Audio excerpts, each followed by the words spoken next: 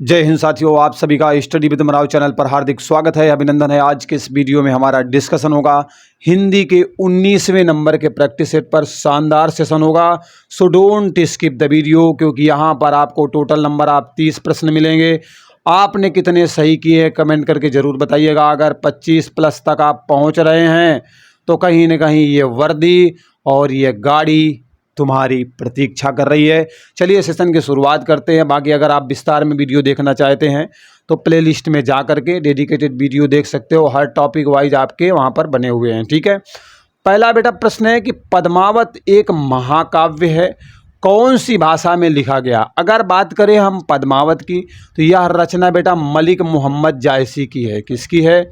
मलिक मोहम्मद जायसी की रचना है बेटा आपके पद्मावत। तो क्लियर हो गया, पद्मावत हो गया, अखरावट हो गया, आखिरी कलाम हो गया, ये रचनाएं बेटा मलिक मोहम्मद जायसी जी की हैं। अब कह रहा है इस महाकाव्य की जो भाषा है वो एक्चुअली कौन सी है, तो बेटा अवधी भाषा है। सो ऑप्शन नंबर ए बिल्कुल राइट आंसर हो जाएगा। तो ऑप्शन नंबर ए बिल्कुल करेक्ट है। पद्मावत महाकाव्य की भाषा बेटा कौन सी है, तो अवधी भाषा है। तो ऑप्शन नंबर ए बिल्कुल आपका करेक्ट हो जाएगा। ठीक, चलो आगे बढ़ा जाए, बढ़ते हैं भाई आगे। अगला सवाल आपके सामने, गीतांजलि बेटा एक रचना है, निम्नलिखित में से किसकी है। मतलब गीतांजलि रचना किसके द्वारा की गई है, ये आपसे प्रश्न किया गया है। तो इसका राइट आंसर है बेटा रविंद्रनाथ टैगोर की रचना है। रविंद्रनाथ टैगोर की रचना बेटा कौन सी है? गीतांजलि है, और इसके लिए इन्हें नोबल प्राइज भी मिला है, नोबल पुरस्कार भी मिला हुआ है। सो मोस्ट इम्पॉर्टेंट, ध्यान रखिएगा। ठीक है, महादेवी वर्मा की रचनाओं में बेटा अक्सर आपसे अतीत के चलचित्र बहुत पूछी जाती है। ठीक है, अतीत के चलचित्र, अतीत के चलचित्र हो गया बेटा, स्मृति की रेखाएं हो गया, स्मृति की रेखाएं, श्रृंखला की कड़ियाँ। ठीक है, रेखाएं हो गया, श्रृंखला की कड़ियाँ, श्रृंखला की कड़ियाँ।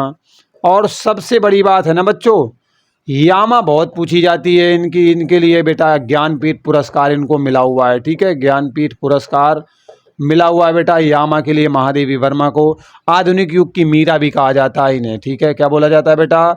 आधुनिक युग की मीरा भी आपके महादेवी वर्मा जी को बोला जाता है। जयशंकर प्रसाद की रचनाओं में बेटा अगर हम बात करें बहुत पूछी जाती है आपसे, कामायनी पूछी जाती है, झरना पूछी जाती है, आंसू पूछी जाती है, लहर पूछी जाती है। ये रचनाएं मुख्य हैं जो अक्सर पूछी जाती हैं।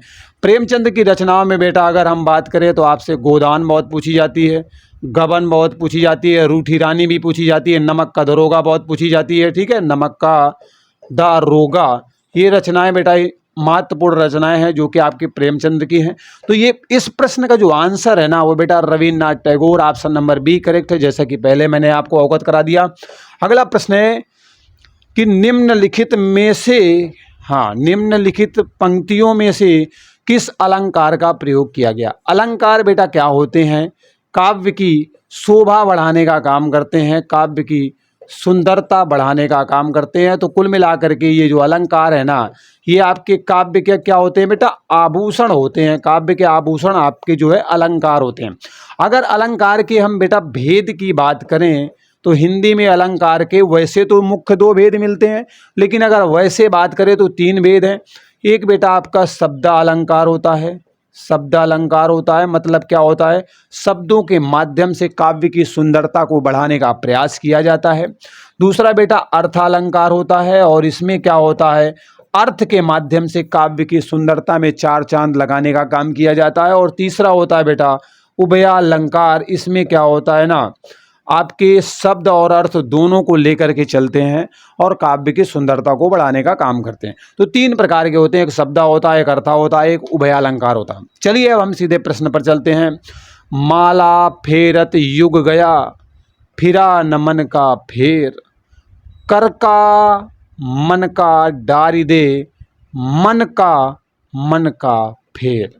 यहाँ पर बेटा आप देख रहे हो कि जो लिखा हुआ है ना, यहाँ पर कह रहा है कि माला फेरते फेरते पूरा समय निकल गया है हमारा, अब फिरा न मन का फेर, फिर भी मन को जो है शांति नहीं मिल पा रही है, जो चीज़ चाहिए वो उसे प्राप्त नहीं हो रही है। अब देखो क्या एग्जैक्ट अर्थ तो भाई मैं नहीं बता पाऊंगा, ठीक है, वो तो भैया जिसके द्वारा रचना की गई है उससे बेहतर कोई बता ही नहीं सकता, समझ रहे हो ना। तो अब यहाँ पर 3 नंबर के प्रश्न में एक्चुअली अलंकार कौन सा है, तो यहाँ पर बेटा ऑप्शन नंबर सी बिल्कुल राइट आंसर है, यमक अलंकार है, जहाँ पर एक शब्द की पुनरावृत्ति बार बार होती है और क्या कहते हैं अर्थ अलग अलग होते हैं, वहाँ पर बेटा आपका यमक अलंकार होता है। सो ऑप्शन नंबर सी यहाँ पर आपका राइट आंसर होगा, क्योंकि डेडिकेटेड वीडियो बना हुआ है, अनावश्यक समय हम यहाँ पर व्यतीत नहीं करेंगे। निम्नलिखित 4 विकल्पों में से कौन सा वल्लभ दिया गया है, वल्लभ का समानार्थी शब्द नहीं है। एक चीज़ तो क्लियर है कि भैया 3 तो हैं और एक सही नहीं है, जो सही नहीं है वही हमारा क्या है आंसर है।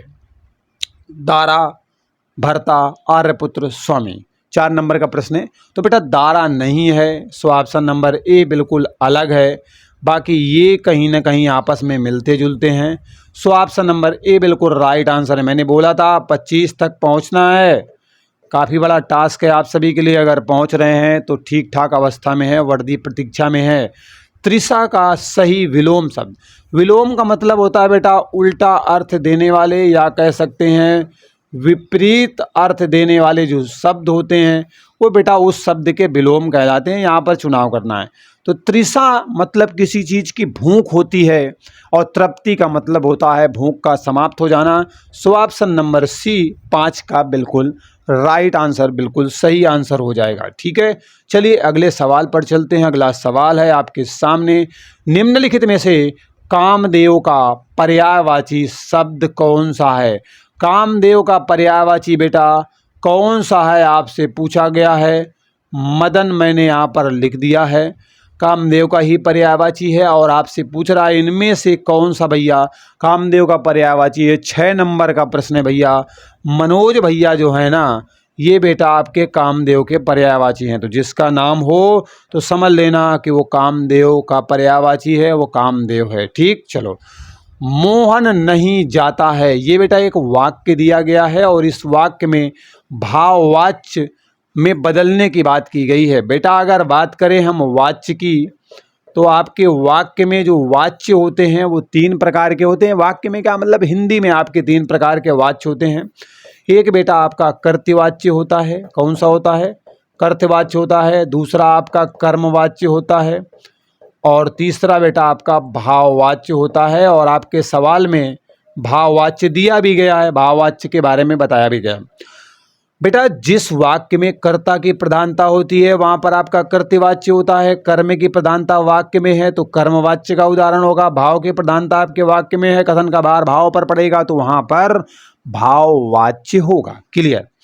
अब क्या है ना कि बेटा भाववाच्य में इसे बदलना है। भाववाच्य में ध्यान रखना कि जब कभी भी आपका कोई वाक्य दिया गया होता है तो उसमें कहीं ना कहीं नकारात्मकता का बोध कराने का प्रयास करेगा या फिर इस तरीके से बोलेगा उससे चला नहीं जाता, उससे पढ़ा नहीं जाता, उससे खाया नहीं जाता, उससे आया नहीं जाता, उससे दौड़ा नहीं जाता, उससे बनाया नहीं जाता।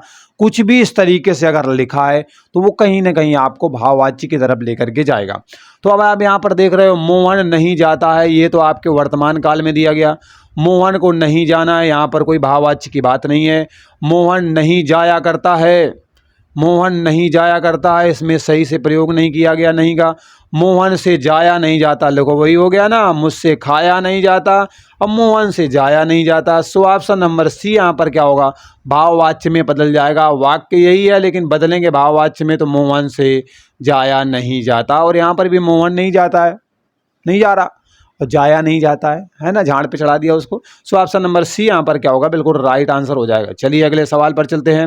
अगला सवाल है, निम्नलिखित शब्दों में से किस शब्द में विसर्ग संधि का प्रयोग किया गया है। अगर यहाँ पर हम संधि की बात करें तो बेटा 2 समीपवर्ती वर्णों का मेल होता है। ठीक है, 2 समीपवर्ती वर्णों का मेल क्या होती है बेटा, आपकी संधि होती है। और संधि में आप जानते हो 2 समीप के वर्ण मिलते हैं, उसके बाद क्या करते हैं, खेल कर देते हैं और उसके बाद आपकी बेटा संधि तैयार हो जाती है। ठीक है, अब अगर हम संधि की बात करें तो बेटा आपके हिंदी में संधियां बेटा 3 प्रकार की होती हैं। एक आपकी स्वर संधि होती है, दूसरी वाली व्यंजन होती है और तीसरी वाली बेटा विसर्ग संधि होती है। स्वर के बाद में अगर स्वर आएगा, मतलब स्वर संधि में आपका स्वर आएगा, फिर उसके बाद में स्वर आएगा, विकार परिवर्तन होगा, वहाँ पर स्वर संधि होगी। स्वर संधि के भी बेटा आपके 5 भेद हैं, ठीक है, डेडिकेटेड वीडियो है, ज़्यादा गहराई पर नहीं जाएंगे। व्यंजन संधि में क्या होता है बेटा, व्यंजन के बाद में स्वर या व्यंजन आता है, उसके बाद विकार परिवर्तन होता है, वहाँ पर आपको क्या मिलेगा, व्यंजन संधि। विसर्ग संधि में क्या है बेटा, विसर्ग आता है, विसर्ग के बाद में आपका स्वर या व्यंजन में कोई आता है, फिर विकार या परिवर्तन होता है, तो वहाँ पर आपकी व्यंजन संधि होती है। तो एक चीज़ तो क्लियर हो गई भैया, विसर्ग चाहिए तब तो विसर्ग संधि बनेगी। एग्जाम्पल पर चलते हैं बेटा, यहाँ पर जो तन्मय दिया गया है ना, इसे हम तोड़ेंगे, तत् धन मय में टूटेगा, और ता यहाँ पर आपका व्यंजन है, सो यहाँ पर आपकी व्यंजन संधि होगी। आपसे पूछा क्या गया है भैया विसर्ग बताओ, सो ऑप्शन नंबर ए तो बिल्कुल कट हो जाएगा। यहाँ पर आपका क्या दिया गया है, मना मनोकूल दिया गया है, तो मना धन अनुकूल में टूट जाएगा, तो मना धन अनुकूल में भैया विसर्ग मिल गया, सो ऑप्शन नंबर बी क्या करेगा, बिल्कुल राइट आंसर हो जाएगा। ऑप्शन नंबर बी बिल्कुल राइट आंसर है। सो आगे बढ़ने की हमें आवश्यकता है नहीं, समझ रहे हो ना। अत्यधिक का क्या हो जाएगा, अति धन अधिक में आप तोड़ दोगे, तो ऑप्शन नंबर बी यहाँ पर आपका बिल्कुल राइट आंसर हो जाएगा। प्रश्न नंबर 8 का शानदार सेशन मैंने संधि का लिया है, आप जाकर के देख लीजिएगा, विजिट जरूर करिएगा, तभी तो समझ में आएगा एक्चुअली क्या है, क्या आपको सीखना चाहिए, ठीक है। अगला बेटा, टेढ़ी खीर होना, क्या कह रहा है, टेढ़ी खीर होना। अरे बोले भैया आसान काम थोड़ी ना है, टेढ़ी खीर है, डीएम बनना टेढ़ी खीर है, मतलब बहुत पढ़ना पड़ेगा तब बनेगा।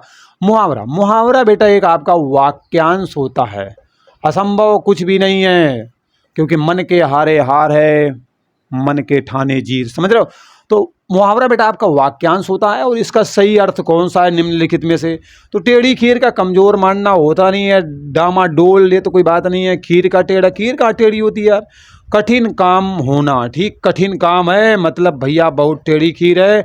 सो 9 का ऑप्शन नंबर डी बिल्कुल राइट आंसर हो जाएगा।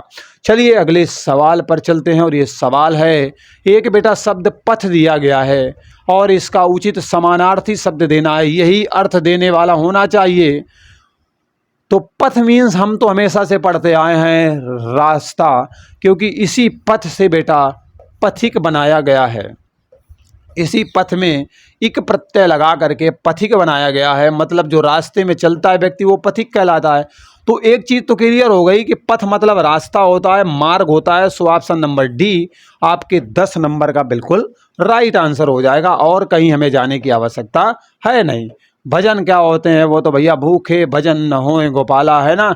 समान अर्थ बताने वाले शब्द किस नाम से जाने जाते हैं, देखो क्या कह रहा है, समान अर्थ बताने वाले शब्द, मतलब अगर समान अर्थ शब्द बता रहे हैं तो वो किस नाम से जाने जाएंगे, तो प्यारे बच्चों उसे पर्यायवाची के नाम से जाना जाता है। मैं बोलता नहीं हूँ, समानार्थी शब्द बताना है मतलब पर्यायवाची बताना है, तो उन्हें बेटा हम क्या बोलते हैं, पर्यायवाची शब्द के नाम से जानते हैं।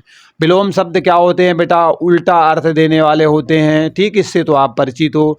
मतलब एक आपका शब्द दिया गया होता है और उसके बहुत सारे अर्थ निकलते हैं, बहुत सारे अर्थ निकलते हैं, वो बेटाने का अर्थ ही होता है। और सामान्य शब्द तो भैया जैसा जैसा है वैसा सामान्य, किसी को भी उठा लो अपने आप में सामान्य शब्द हो जाएगा, ठीक। सो यहाँ पर आपका क्या होगा, ऑप्शन नंबर ए बिल्कुल राइट आंसर होगा, बिल्कुल सही आंसर होगा। अगला सवाल है बेटा आपके सामने, ध्यान से देखिएगा। निम्नलिखित वाक्यांश के लिए एक सही शब्द का चुनाव करना है। बहुत सारे शब्द दिए गए हैं, एक वाक्यांश के फॉर्मेट में है, उसके लिए एग्जैक्ट एक शब्द कौन सा हो सकता है वो आपको बताना है। अपराध बोध से होने वाली ग्लानि, मतलब क्या किया आपने, गलती में जाकर के अपराध कर दिया, गलती में जाके क्या मतलब ना जाने में आपने अपराध कर दिया, और जब उसके बारे में आपको पता चला तो आपको लगा बहुत कष्ट हुआ, बहुत ग्लानि महसूस हुई, तो आत्मग्लानि आपको महसूस हो गई एक्चुअली। तो अपराध बोध होने से होने वाली जो ग्लानि होती है वो तुमको स्वयं हुई है, सो वो आपकी क्या कहलाएगी बेटा, आत्मग्लानि कहलाएगी। तो ऑप्शन नंबर डी यहाँ पर आपका बिल्कुल राइट आंसर हो जाएगा। ऑप्शन नंबर डी बेटा बिल्कुल करेक्ट हो जाएगा। पश्चाताप नहीं होगा, ठीक है। अब पछताने के लिए सोचो कि अरे यार अब मुझको उसके लिए कुछ करना पड़ेगा, पश्चाताप करना पड़ेगा, है ना, वो सब नहीं है। निंदा दूसरे की जाती है, लज्जा तो तनिक सी लज्जा नहीं आती तुमको, है ना, पढ़ लो सही से, समझ रहे हो। चलो आगे बढ़ते हैं।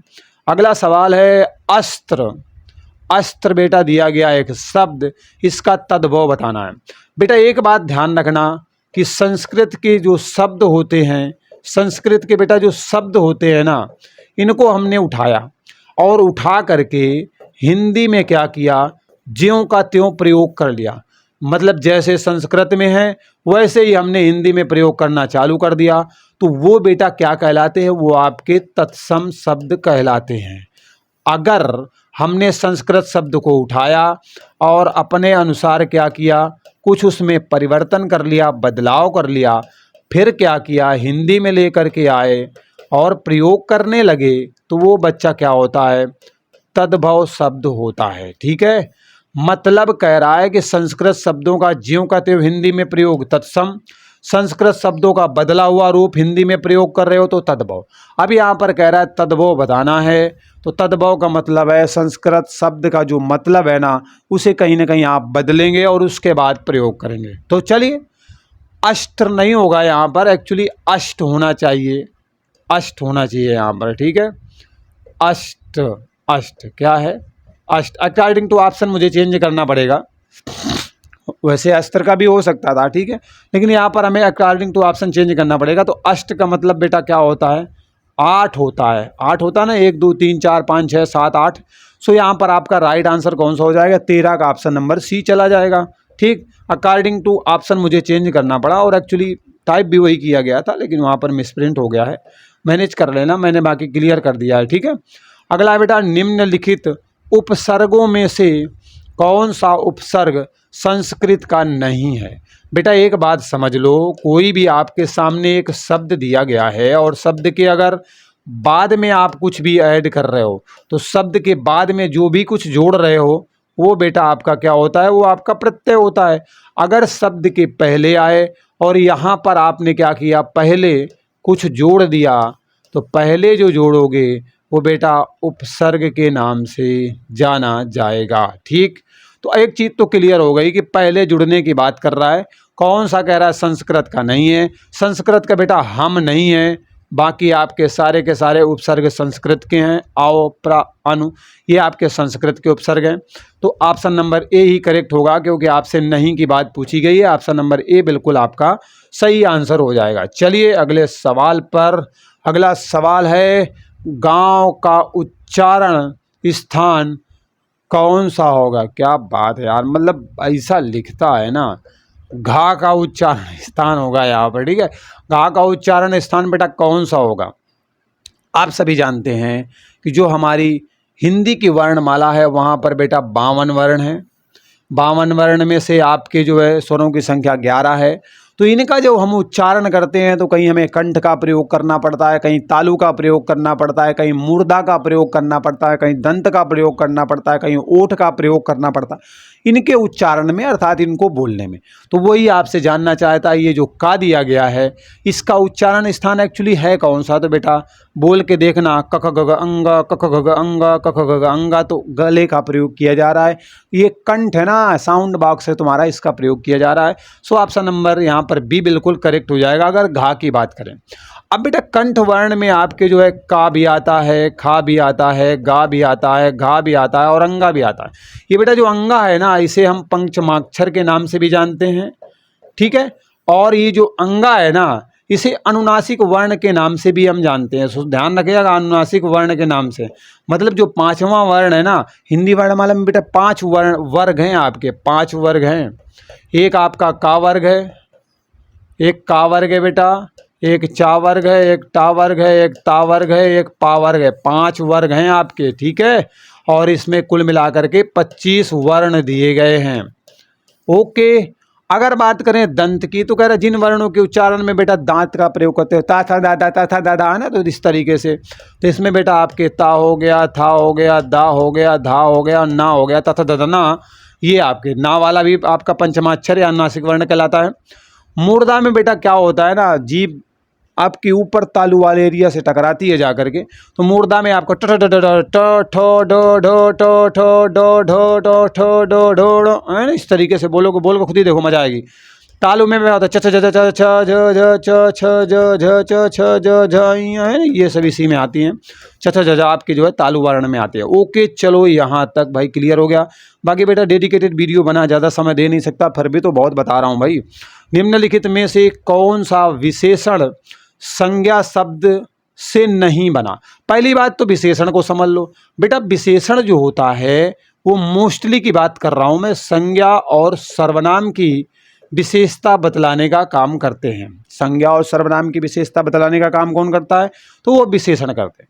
दूसरी बात, संज्ञा क्या होती है? देश दुनिया धरती में किसी का कोई नाम है ना, चाहे स्थान का नाम हो, व्यक्ति का नाम हो, प्राणी का नाम हो, किसी का कुछ भी नाम हो, वो आपकी सारी की सारी संज्ञा है। तो कह रहा है विशेषण आपके संज्ञा से नहीं बनाया जा सकता, वो ये कह रहा है।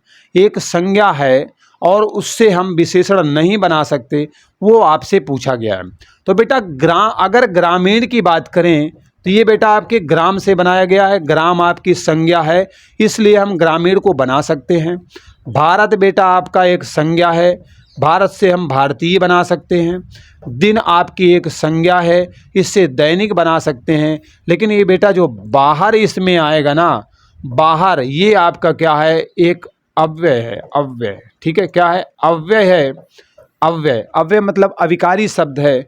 सो बाहर से बनाया गया है और ये एक अविकारी शब्द, ये आपका संज्ञा नहीं है। सो ऑप्शन नंबर डी क्या होगा? बिल्कुल राइट आंसर हमें यहाँ पर लेना पड़ेगा, क्योंकि बाहर से बाहरी का निर्माण किया गया है और ये बेटा आपकी क्या है? संज्ञा नहीं है, अव्यय के अंतर्गत आती है। सो ऑप्शन नंबर डी यहाँ पर आपका बिल्कुल राइट आंसर होगा। अगला सवाल, भारतवर्ष में आप हिंदी को किस वर्ग में रखेंगे? ये तो मैं बार बार बताता रहा हूँ मेरे बच्चों। भारत में हिंदी राष्ट्रभाषा नहीं है। क्या है? राजभाषा है हिंदी, ये ध्यान रखना।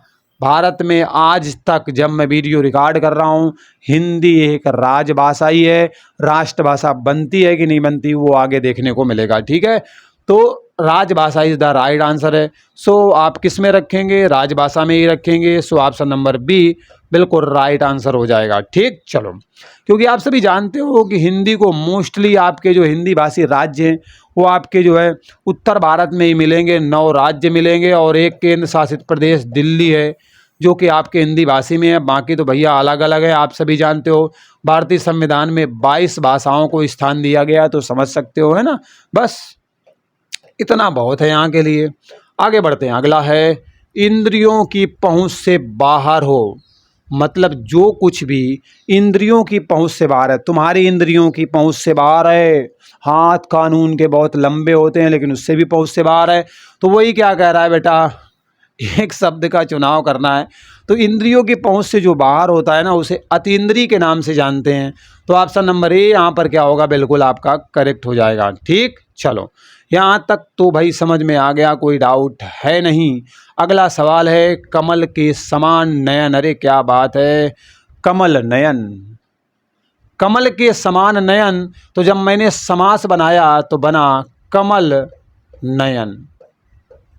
चलाओ नयनों से बाढ़ रहे, है ना। तो कह रहा है कमल नयन में एक्चुअली में समास कौन सा है? बेटा समास की परिभाषा होती है 2 पदों का, या कह सकते हैं 2 शब्दों का, ठीक है। 2 पदों का या शब्दों का जो बेटा मेल होता है, उसके बाद नए शब्द के रूप में खेल होता है या नया शब्द बनता है, वहाँ पर प्यारे बच्चों आपका क्या होता है? समास होता है, ठीक है।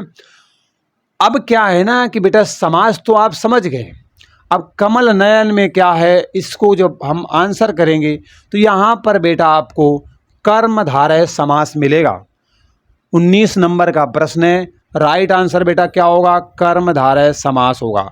कर्मधारय समास में क्या होता है? जो भी आपका सामासिक पद दिया गया होता है, उसे जब आप तोड़ते हो तो बीच में के समान आता है या फिर रूपी आता है, ठीक है। तो के समान या फिर रूपी, वो बेटा आपको डिसाइड करवाएगा कि एक्चुअली यहाँ पर समास कौन सा होगा। तत्पुरुष समास में बेटा आपका जो उत्तर पद होता है ना, उत्तर पद, इसकी क्या होती है बेटा? प्रधानता होती है उत्तर पद की, ठीक। अव्ययी भाव समास में बेटा क्या होता है? पूर्व पद अव्यय होता है। पूर्व पद क्या होता है बेटा?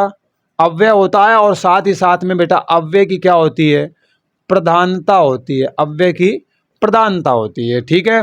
द्वंद्व समास से यहाँ पर गलत लिखा है, अब सही हो गया। द्वंद्व समास में बेटा आपका क्या है? दोनों पद प्रधान होते हैं। दोनों पद क्या होते हैं बेटा? प्रधान होते हैं, तो वहाँ पर द्वंद्व समास होता है। डेडिकेटेड वीडियो इस पर भी है, सो यहाँ पर हम ज़्यादा समय नहीं गंवाएंगे। बाकी जो हिंट की आवश्यकता है वो मैं आपको देता रहूँगा। जो शब्द दो वाक्यांशों, शब्दों और वाक्यों को जोड़ने का काम करते हैं उन्हें किस नाम से जाना जाता है? कह रहा है कि जो शब्द आपके दो वाक्यांश को जोड़ दें, दो शब्दों को जोड़ दें या फिर दो वाक्यों को जोड़ दें, वो कहलाते क्या हैं? तो बेटा समुच्चय बनाने का काम हो रहा है, और जो समुच्चय बनाएगा वो समुच्चय बोधक कहलाएगा। सो ऑप्शन नंबर सी यहाँ पर आपका बिल्कुल राइट आंसर हो जाएगा। अगर क्रिया विशेषण की बात करें तो वे विशेषण बेटा जो आपके क्या करते हैं? क्रिया की विशेषता बतलाने का काम करते हैं, वो आपके क्या होते हैं? क्रिया विशेषण होते हैं। ऑप्शन नंबर सी यहाँ पर आपका बिल्कुल राइट आंसर हो जाएगा। ठीक है। अगला सवाल है अन्वीक्षण। अन्वीक्षण का बेटा सही संधि विच्छेद बताना है। संधि के बारे में आप समझ गए हो। कोई अगर आपकी संधि दी गई है और उसे आप क्या कर रहे हो बेटा? तोड़ देते हो, तो वो आपका संधि विच्छेद के नाम से जाना जाता है। अब आपके सामने ऑप्शन दिए गए हैं, इनमें हमें सही विकल्प का एक्चुअली क्या करना है? चुनाव करना है। 21 नंबर का प्रश्न है। सो राइट आंसर यहाँ पर बेटा क्या होगा? अनुधन ईक्षण होगा। मतलब ये जो आपका अन्वीक्षण है ना, इसे जब मैं तोड़ूंगा तो अनुधन ईक्षण में टूटेगा। अब यहाँ पर देख रहे हो, यहाँ पर भी आपका स्वर है और यहाँ पर भी क्या है? स्वर है। स्वर के बाद जब स्वर आता है तो वहाँ पर स्वर संधि होती है। सो राइट आंसर क्या होगा? स्वर संधि आपके अन्वीक्षण में है। ठीक, तो राइट आंसर कौन सा है? ऑप्शन नंबर सी बिल्कुल आपका करेक्ट है। ओके, चलिए आगे बढ़ते हैं। अगला सवाल आपके सामने निम्नलिखित में से क्या हो गया भाई?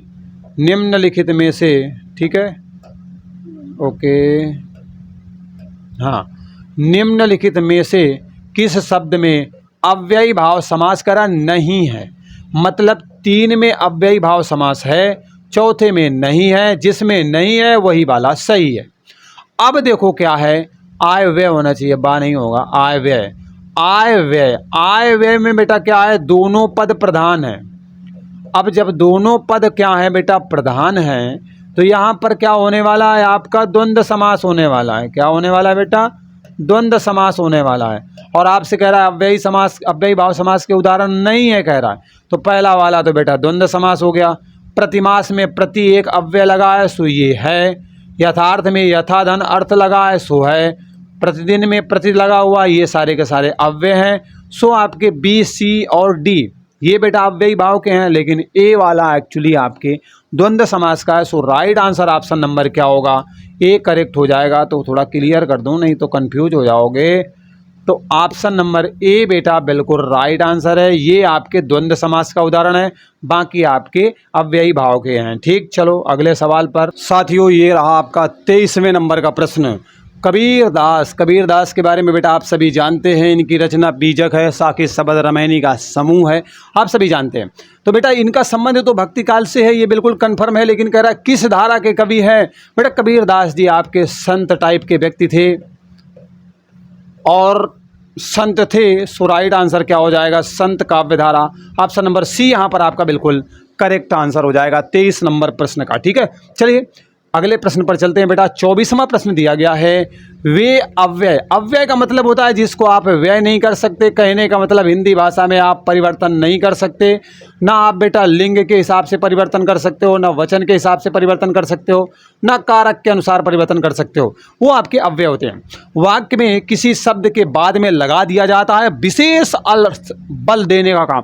मतलब कह रहा है अव्यय तो है और वाक्य में लगा दिया गया इसी शब्द के बाद में और विशेष बल दिलवा रहे हैं उस वाक्य पर, तो भैया उनको हम निपात के नाम से जानते हैं। क्या बोलते हैं? उन्हें निपात के नाम से जानते हैं। आगे पढ़ने की आवश्यकता नहीं है, क्योंकि बात को एक्चुअली समझ लोगे ना।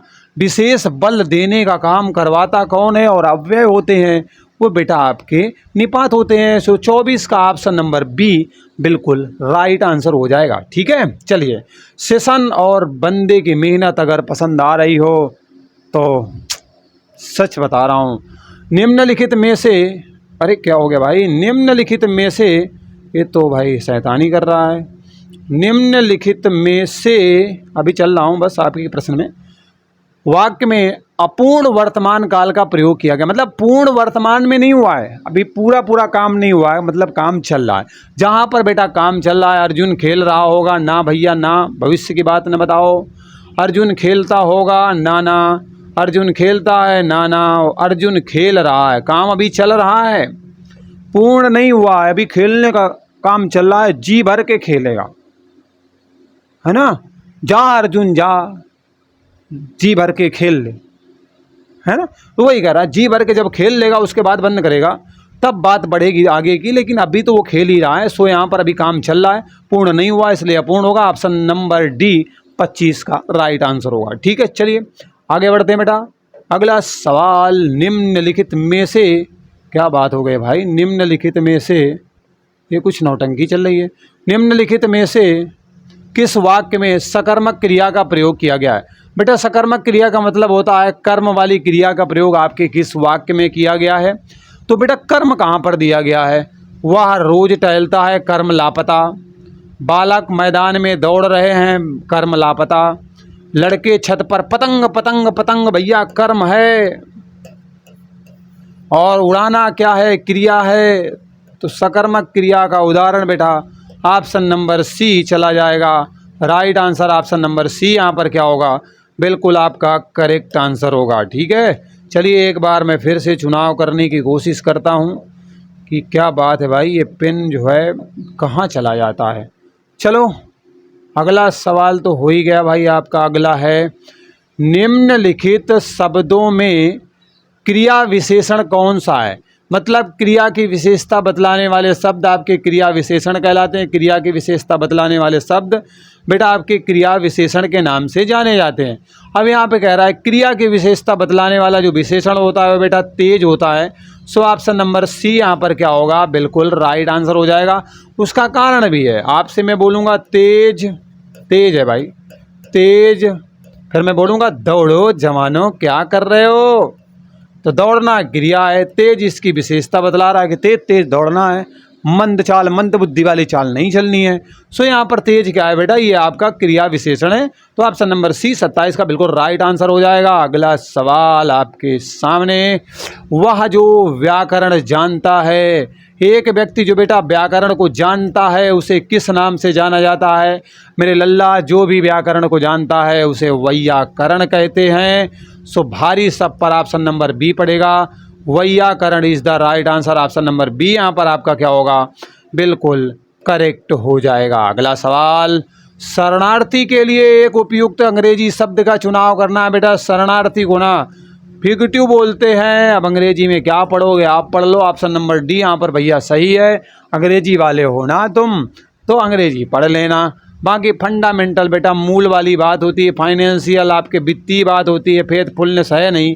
ऑप्शन नंबर डी यहाँ पर आपका बिल्कुल करेक्ट है। चलो अगले सवाल पर, निम्नलिखित में से सर्वाधिक उपयुक्त अर्थ का चयन करो। यहाँ पर जो बेटा त्रिकालज्ञ दिया गया है ना, इसके लिए कह रहा है सबसे उपयुक्त अर्थ कौन सा देगा? तो तीनों समय में होने वाला बेटा क्या होता है? त्रिकालज्ञ होता है क्या 30 नंबर में? तो ये बेटा नहीं है आपका। सर्वज्ञ जो सब जगह हो वो आपका सर्वज्ञ होता है, उसे हम त्रिकालज्ञ भी कहते हैं। सो राइट आंसर है, मतलब तीनों कालों के बारे में जो व्यक्ति जानता है तो सर्वज्ञ हो जाएगा सब जगह। सो तीनों कालों में भी है।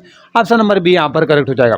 बेटा यहाँ पर आपके 30 प्रश्न बेटा समाप्त हो चुके हैं। आपका स्कोर कितना रहा है कमेंट करके ज़रूर बताइएगा। अगर बंदे की मेहनत पसंद आई है तो निराश मत कीजिएगा। समझदार के लिए इशारा काफ़ी है, क्योंकि तैयारी भी आप एक समाज की सेवा की कर रहे हैं, तो कुछ शब्दों से बहुत सारी बातों को आपको जानना है।